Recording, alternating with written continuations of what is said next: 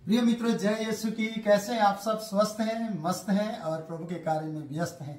आइए हम परमेश्वर के वचन की ओर आगे बढ़ते हैं। मरकुस की किताब उसका 9 अध्याय और उसके 8 पद से वहां पर इस प्रकार से लिखा। उससे पहले हमने वीडियो देखी है कि ये मेरा प्रिय पुत्र है, इसकी सुनो।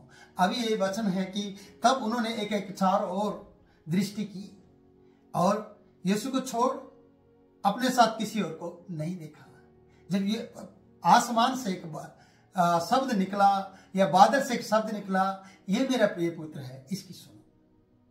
और यीशु की सुनने की जरूरत थी उन्हें। उन्होंने एलिया को देख लिया था, उन्होंने मूसा को देख लिया था, इसलिए वो यीशु की सुनने के लिए विचलित थे कि यीशु की सुने या मूसा की सुने। और वो यीशु के काम से हटकर मूसा और एलिया के लिए काम में लग गए थे। वो 3 मंडप बनाने की कोशिश में लगे हुए थे और वो चाह रहे थे। पतरस कह रहा था कि मैं 3 मंडप बनाऊंगा, हमारे यहाँ रहना अच्छा है। तो हम आगे बढ़ते कि एक एक उनकी दृष्टि घूमने लगी।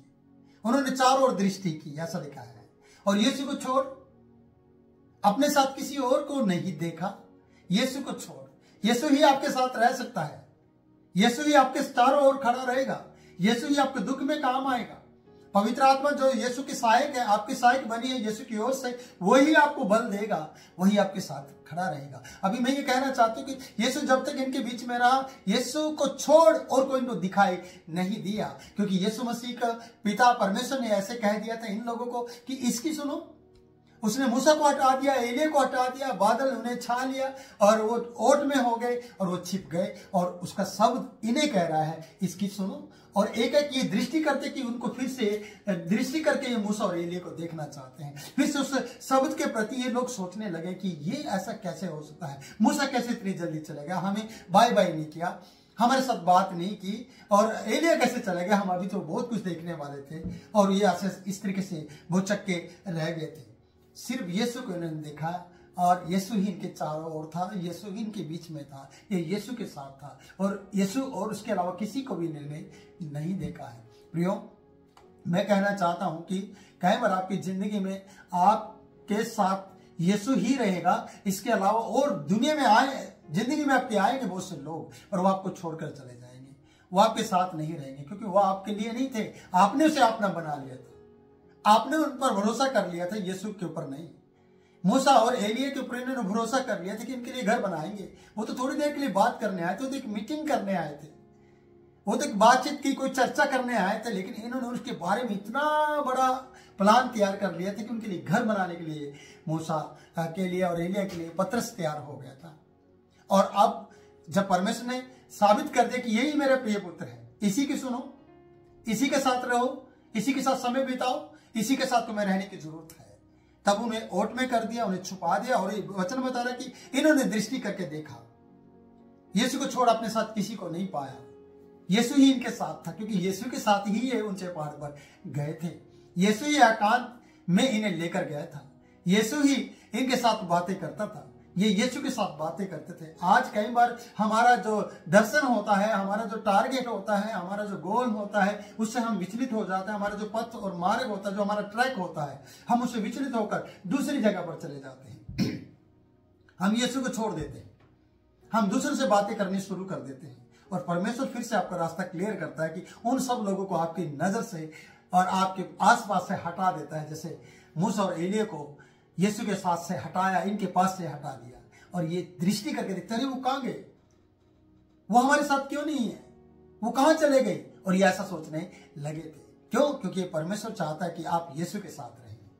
इस वचन से सीखिए कि यीशु का पिता परमेश्वर, आपका पिता परमेश्वर, यीशु आपका प्रभु के साथ रखने के लिए पिता परमेश्वर चाहता है कि आप उसके साथ रहें और यीशु आपके साथ रहे।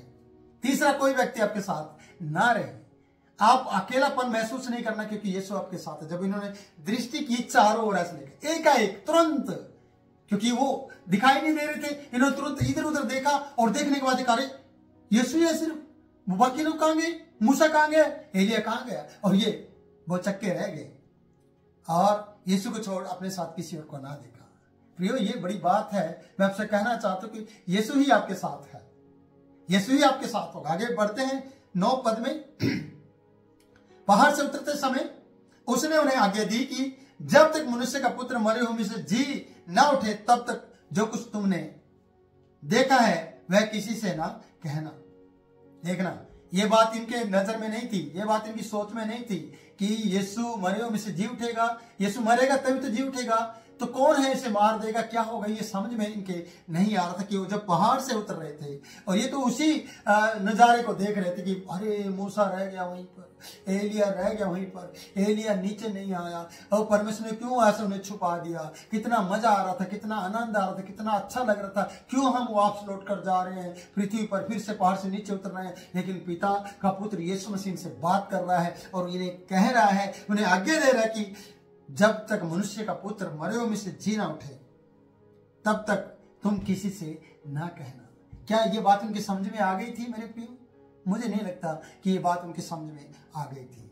उन्होंने इस बात को स्मरण रखा, याद तो रखा, और आपस में वाद विवाद भी करने लगे और कहने लगे, मरियों में से जी उठने का क्या अर्थ है, हमारी समझ से बाहर है कि यीशु ने ये जो कहा मरियों में से जी उठेगा, तुम किसी को नहीं बताना। उन्होंने स्मरण रखा, लेकिन उसका मतलब वो अभी भी समझ नहीं पाए हैं। हम अगले पद की ओर आगे बढ़ते हैं प्रियो। वहां पर इस प्रकार से लिखा है, हम 11वें पद में चलते हैं।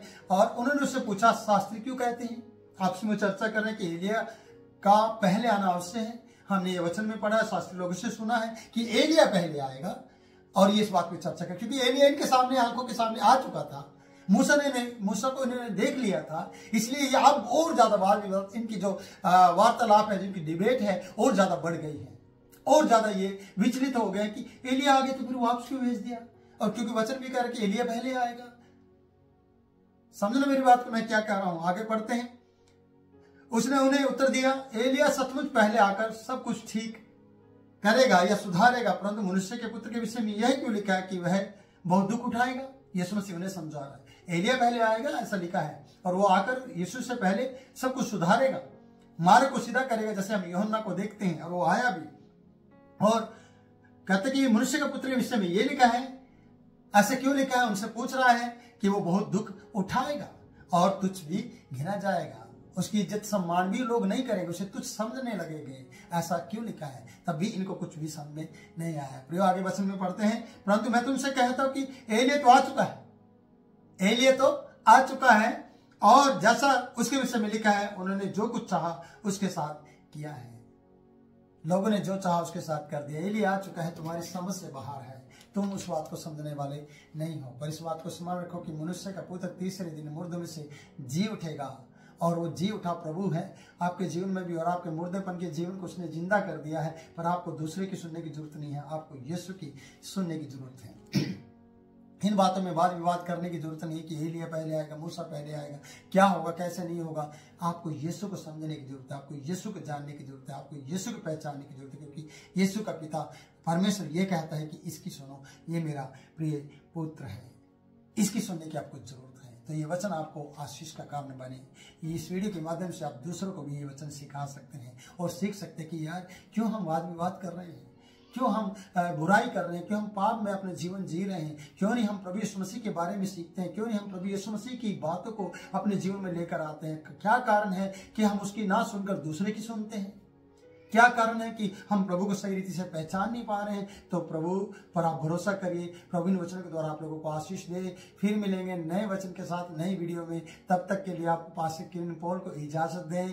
तब तक के लिए मैं आपको जय मसीह की बोलता हूँ। बने रहिए प्रभु में और आशीष पाइए। जय मसीह।